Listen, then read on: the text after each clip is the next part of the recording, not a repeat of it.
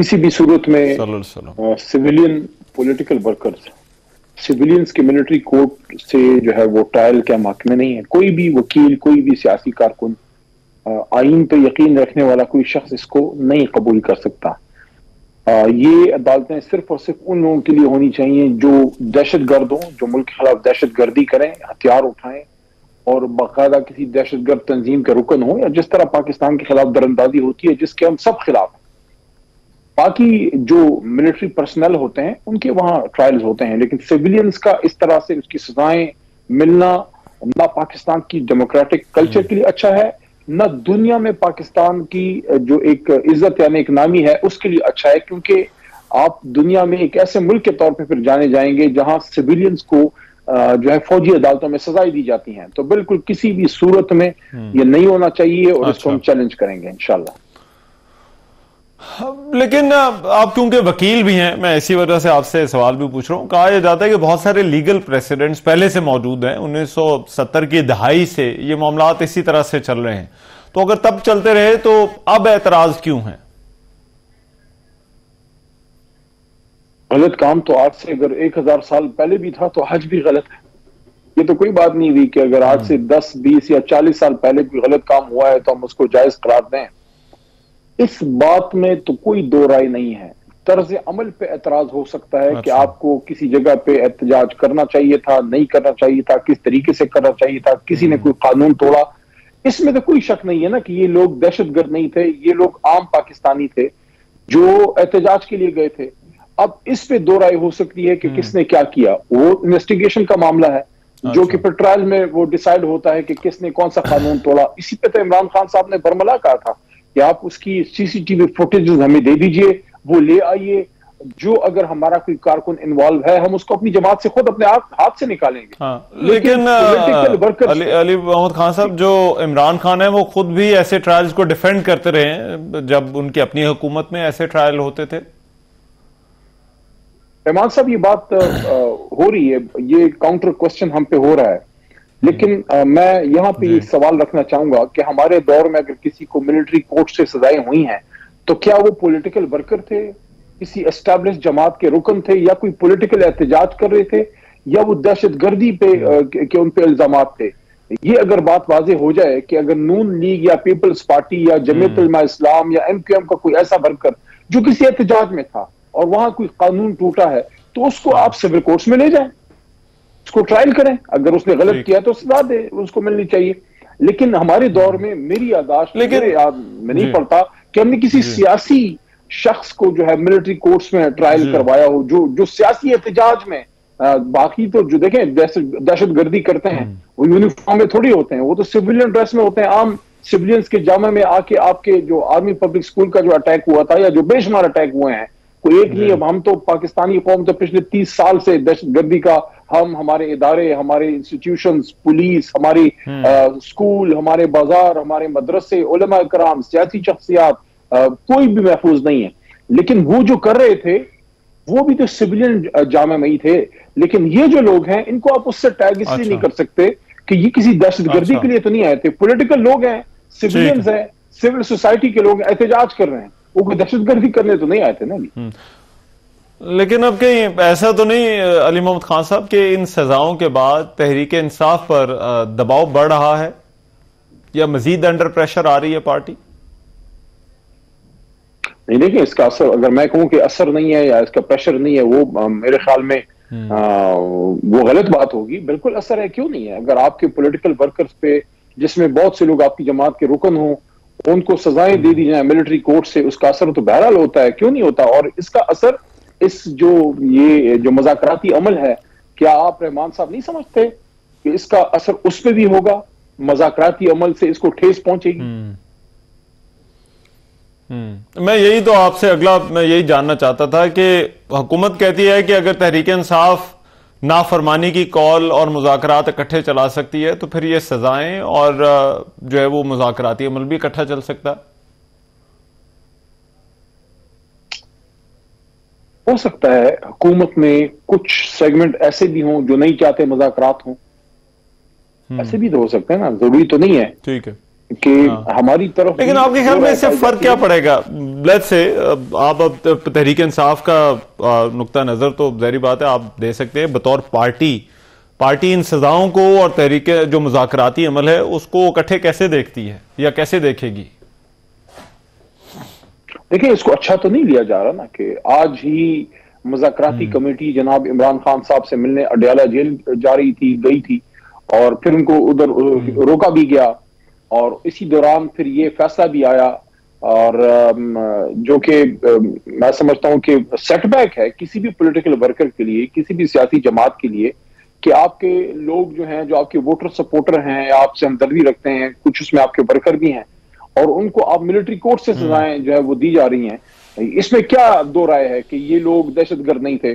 पूरा पाकिस्तान कहेगा दहशतगर्द नहीं थे। उनके तर्ज अमल पे आपका एतराज हो सकता है, बहुत सी चीजों से हम खुद भी अग्री नहीं करेंगे, लेकिन उनको हम क्या डिमांड करें? हम ये डिमांड कर रहे हैं ये जो सिविलियंस हैं इनका ट्रायल आम सिविलियन कोर्ट्स में होना चाहिए, ताकि उनको पूरा अपना हक दिफा मिल सके। ये जो अभी बात आपने बताई ना कि जो ये बात आई है ISPR की तरफ से या किसकी तरफ से आपने बात की ना कि उनको हक दिफा मिलेगा, तो वो तो आईन ने उनको दिया है, लेकिन देखिए उनका एक फोरम कम हो गया ना रहमान साहब, आप तो खुद लॉयर हैं, नो दिस, कि एक फोरम उनका कम हो गया। अगर ये ट्रायल प्रॉपर एक सेशन कोर्ट में चलता, देखें तो उधर जो आपको एविडेंस एक्ट, कानून शहादत ऑर्डर के तहत, आईन के तहत जो एक सिविलियन को पूरा राइट होता है, वो मिलिट्री कोर्ट्स में तो उस तरह नहीं होता, वो तो समरी ट्रायल नहीं है एक तरह से।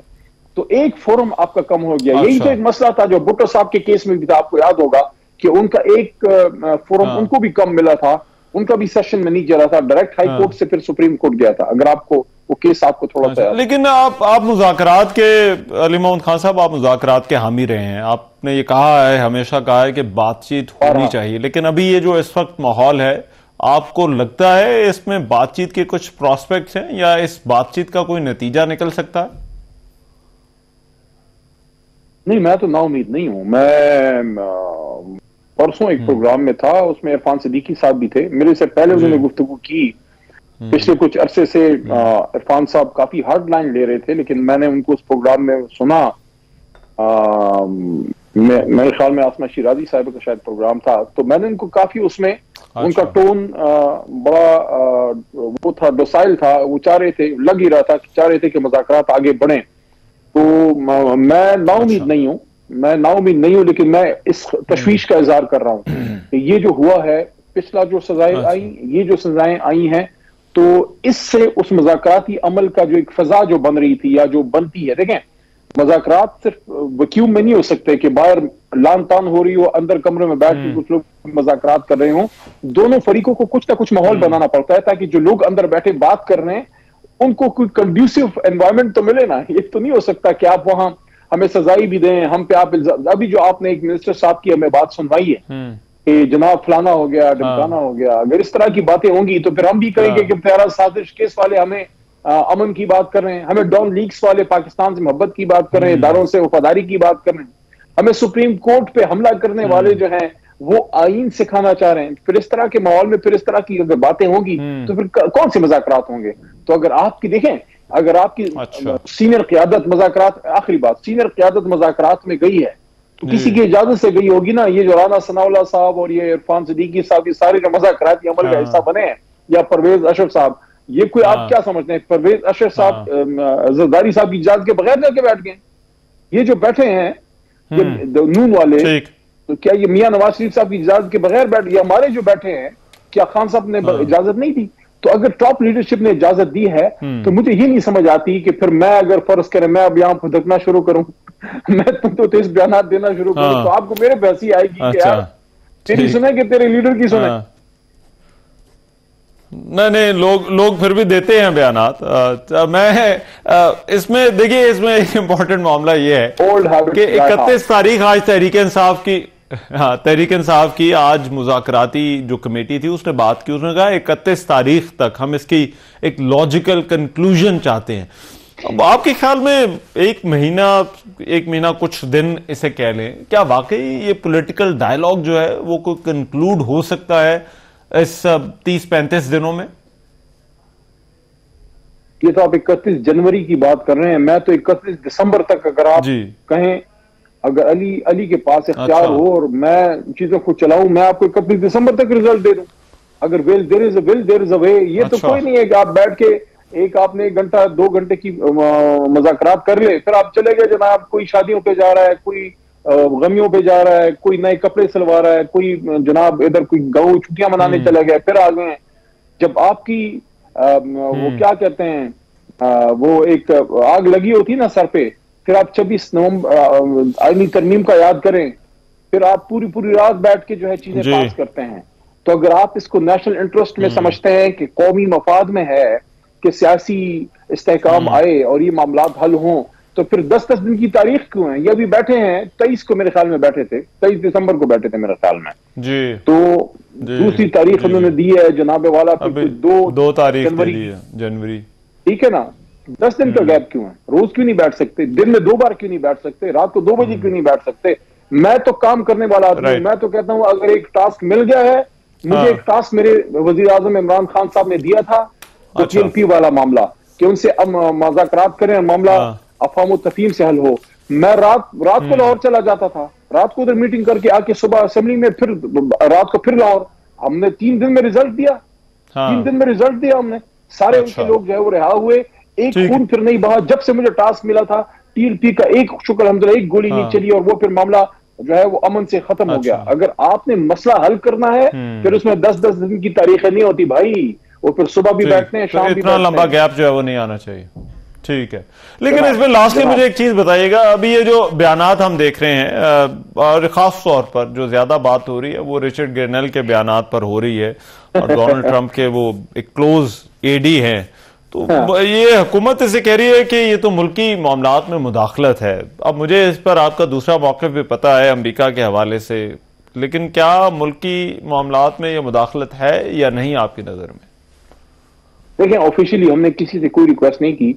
वहां जो अमेरिकन डायस्पोरा है जिसमें PTI मेंबर्स भी हैं, आम पाकिस्तानी भी हैं, वो इमरान खान साहब की रिहाई के लिए हर जगह कोशिश कर रहे हैं।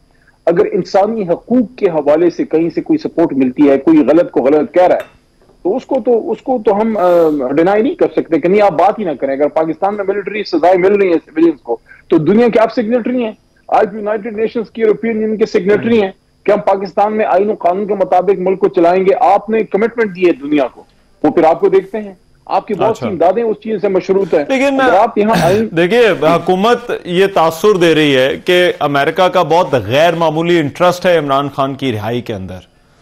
क्या ये वाकई तासुर दुरुस्त है? तो उनका तो इसमें भी इंटरेस्ट था कि इमरान खान की हुकूमत खत्म हो, तो उसको फिर किस खाने में वो लोग फिट करेंगे? आप ये देखिए ना, एडमिनिस्ट्रेशन की क्या, इमरान खान साहब ने जो बाइडन की कोई जमीन तो नहीं दबाई थी, जो उसकी तकलीफ थी उसकी एडमिनिस्ट्रेशन को, जो वो था डोनाल्ड लू जिसने भेजा था वो साइफर, तो वो क्यों भेजा था? खान साहब की पॉलिसी से उन लोगों को तकलीफ थी ना, उस एडमिनिस्ट्रेशन को। इस वक्त तो हमारी एक्सपेक्टेशन उनसे सिर्फ इतनी है कि जो भी नई एडमिनिस्ट्रेशन आती है वो हमारे मामलात में कम से कम न्यूट्रल रहेगी, उतनी अग्रेसिव नहीं होगी। और ये मेरी बात नहीं है, ये इमरान खान साहब की बात है।